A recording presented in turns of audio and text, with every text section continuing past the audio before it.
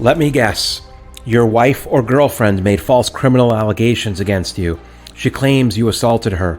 It's all a lie, but the police, district attorneys, and judges all believe her. You were hit with a silver bullet, and you have to figure out how to prove your innocence. I'm Father X, and the same thing happened to me. But I don't die easily. I'll show you how I overcame false allegations of domestic violence. I'll tell you about my confidential Queen for the Day meeting with a prosecutor and the types of evidence and testimony I provided. And in the next episode, 9B, I'll give you additional tips to help you overcome false allegations.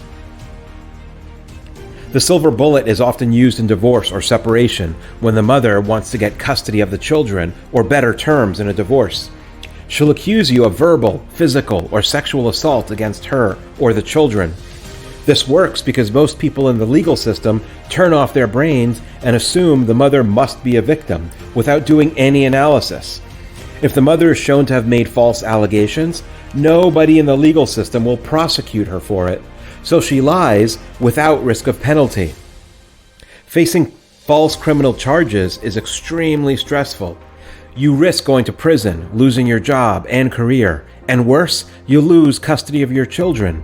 For the attorneys, this is just another day at the factory, and you're just another product on the assembly line. You're probably the only one stressing out over your case. I went through the emotional turmoil too. Take a moment to breathe. This process will take a while, and you need to keep your wits about you. We'll talk this through together. How was I hit with a silver bullet? Hopefully, you've seen my episode 6A, Women Commit Domestic Violence Too. It's the story of how my son's mother committed domestic violence multiple times in the year we lived together. She assaulted me one too many times, and I had to move out. While I was moving, she went to court, falsely claiming to be a victim, and filed for custody and a restraining order against me. About an hour after court, she went to the police station and filed a false police report claiming I assaulted her. I was arrested the next day, before I even had a chance to file my own custody and restraining order petitions. It all happened so quickly. The police arrested me based only on the mother's claims. When the police spoke to me briefly, they didn't tell me she filed false charges, nor did they ask me to confirm or deny them. The police didn't bother to investigate if her allegations were true. For the mother to have me arrested, it was as easy as going to McDonald's and ordering a Big Mac. Does that sound familiar? And now, you probably have 3 cases, criminal and civil. In criminal court, the goal is to determine if you committed a crime and should go to jail.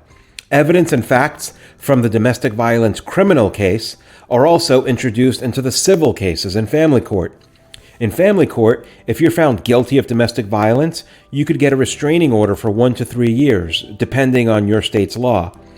And you probably lose custody, becoming an alternate weekend dad or having supervised visits.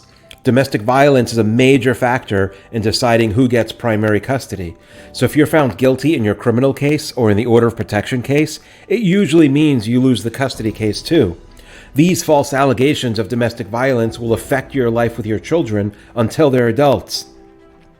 How did I overcome the false allegations? I'll tell you my story to help you overcome yours. After 6 weeks of pending charges, my attorney spoke to the district attorney. She asked if I wanted to settle for a violation. My lawyer said, "No, he doesn't want a violation. He wants the case dismissed and he wants her arrested for perjury." The DA just laughed and said, "That's not happening. She has injuries." That was demoralizing, but you should use these interactions to better know your enemy. My son's mother is manipulative, and she can fool any gullible person into believing she's a victim. I learned this DA was a gullible person who assumed the mother was a victim without digging into the facts. The DA never bothered to consider that the mother's bruises were the result of her committing physical assaults. I'll discuss those details in future episodes about evidence. Before I get into the story, please like, subscribe, and share. Also, if you find this information helpful, please support this channel. You can donate via my YouTube channel's About page using PayPal or Venmo. Queen for the Day. It's also called a proffer. It's a written agreement between the prosecutor and the defendant. You agree to meet before trial, and the defendant shares their story and evidence. The discussion is confidential and the statements can't be used against the defendant in court. The defendant must be completely honest. Otherwise, all bets are off and their statements can be used against them. The defendant's goal is to demonstrate their innocence, so the prosecutor dismisses the charges or cuts a deal for a lesser charge. You want to make the district attorney think, if I take this to trial, will a jury convict him?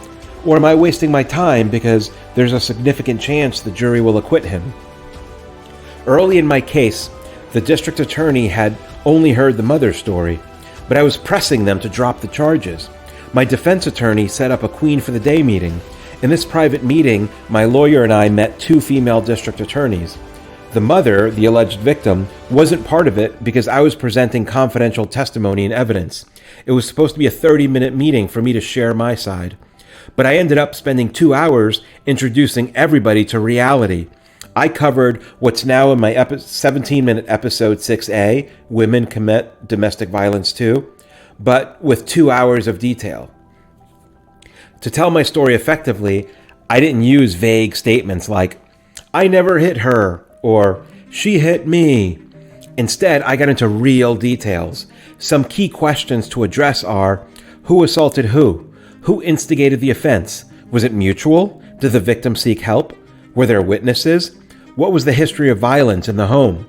What happened exactly, step by step, in a timeline? I covered our relationship history from dating until I had to move out. I described in detail the year we lived together. The first time she assaulted me, she was pregnant and threw a bottle at my head. She then ran to the kitchen, grabbed a large knife in a fit of rage, and threatened to end the pregnancy by killing our unborn child with that knife. She dropped the knife and assaulted me by throwing 10 to 15 punches at my head in a fit of rage. I even demonstrated how I blocked those punches. With lots of detail, I explained her second assault. She threw 10 to 15 punches and kicks, most of which I blocked. I highlighted that I was the one who called the police for help that day, not her. I showed the police report I filed and explained how the police told me it didn't matter what I said and that they'll only believe the mother's word, so I got no help from law enforcement. Again, with lots of detail, I explained her third assault and showed the police report I filed. Again, I was the one who called 911.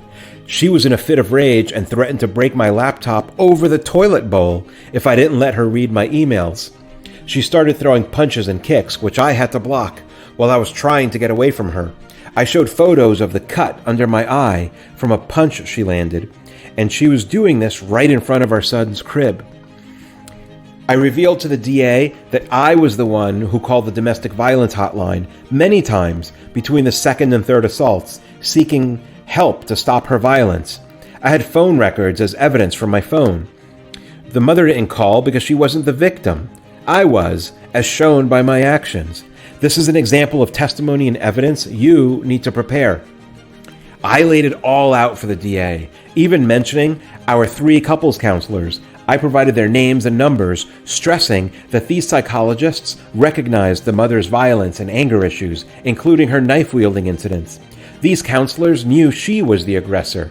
In criminal and family court, they were gullible and easily deceived into thinking she was the victim. But in the real world, the truth was obvious to everyone else. With great detail, I explained the events around her final assault, for which I was arrested. I was almost asleep when she exploded into a fit of rage, grabbed a knife, again, and attacked me with punches and kicks that I had to block. I described how I tried to call 911, but she disconnected the house phone line. Since I didn't have the mother's police report, I didn't know exactly how she lied to the police, but my version of events completely contradicted hers. And as if all that wasn't enough, I revealed that in mid-June, after her third major assault, I met with her and our neighbor that was trying to help resolve our conflict. I gave the mother an ultimatum to stop assaulting me, or I'd seek custody in family court. This conversation had a neutral witness. When I started moving out, the mother knew I'd pursue custody. She was smart enough to go to court first and file a false police report. I showed the DA that the mother's criminal claims were a custody tactic because she knew I'd file for custody. This was all news to the district attorneys because they don't know reality unless you force them to hear it. Finally, I revealed to the DA that about 4 weeks after the allegations, the mother and her lawyer offered to drop the criminal charges if I gave her custody of our son. She was trying to blackmail me. These 2 female district attorneys showed up thinking this was an open and shut case where the man was violent and the woman was a victim. And with my and my son's futures on the line, I was totally nervous. But I showed up with heavy-duty Navy gunship artillery fire for 2 hours. I was calm, professional, and spoke in a matter-of-fact way because I was the expert on the facts. I wasn't angry or yelling at them, but I was assertively dumping reality onto them. I described step-by-step accounts where my son's mother pursued me from one room to another to assault me. This detail painted the picture of the overall dynamics in the home, showing she was the violent one. The 2 prosecutors didn't say much, but asked a couple of simple, clarifying questions. And for 2 hours, I was carpet bombing their entire criminal case, dropping truth bomb after truth bomb every few minutes. By the end, I think they realized they were manipulated by the mother. There's a settlement known as an ACD, an adjournment in contemplation of dismissal. The name varies in different states, like probation before judgment, pretrial diversion, deferred prosecution, or conditional discharge. This involves suspending a criminal case for 6 to 12 months. If you stay out of trouble and don't commit any crimes during this time, the charges are dropped and there's no conviction. It's not an admission of guilt, and many men agree to this because the criminal charges go away. In other words, if you're a good boy, then the prosecutor will drop the charges. However, I found this offensive because I was the victim of domestic violence. I shouldn't have to prove myself as a good boy. Also, we were fighting for custody, which was far more important than these false criminal charges. I didn't want criminal charges looming over my head where the judge could use them to justify giving custody to the mother. I needed the charges fully dismissed. Before this meeting, my lawyer had already privately advised me that an ACD is the best that I can hope for in a domestic violence case. Towards the end of the Queen for the Day meeting, the prosecutor asked what we wanted. My criminal lawyer said we'd consider an ACD, but I quickly interrupted him and said, No. Now that you know the truth, what I want is for you to drop the criminal charges entirely because I will not do an ACD. And I want you to press criminal charges against the mother for assault and for lying in a police report. The DA quickly said, No, that's not going to happen. We're not going to charge the mother because it'll just look like you're trying to get revenge. That was a pathetic excuse because it's a crime to commit assault and file a false police report. It was obvious they were selectively enforcing laws against men but not women. When the DA didn't know reality, it was okay to arrest the father based on the mother's allegations alone. Now that the father makes allegations, the mother can't be arrested because she filed first? And now that the DA knows reality and the bigger picture and has witnesses, she won't arrest the mother, even though she has reality instead of just allegations. This whole process is the definition of incompetence and gender bias. Finally, in my Queen for the Day, I told the DA that their actions were hurting our son. This mother was extremely violent with anger management problems, mental health issues, and frequent threats to end her own life. The police and DA acted irresponsibly when they rushed to arrest me without learning the facts, and it led the family court judge to rubber stamp the mother for primary custody. And now, our infant son was living with a mother that had a significant history of psychiatric illness, with nothing in place to protect him, like I protected him when we all lived together. District attorneys have little reason to care how their negligent actions impact custody cases and the actual best interest of the child, so you have to make them care about the damage they do. About a month after the Queen for the Day meeting, we returned to court for the criminal charges. The district attorney dropped the charges. She said they couldn't prove their case beyond a reasonable doubt. And that's it. It was over.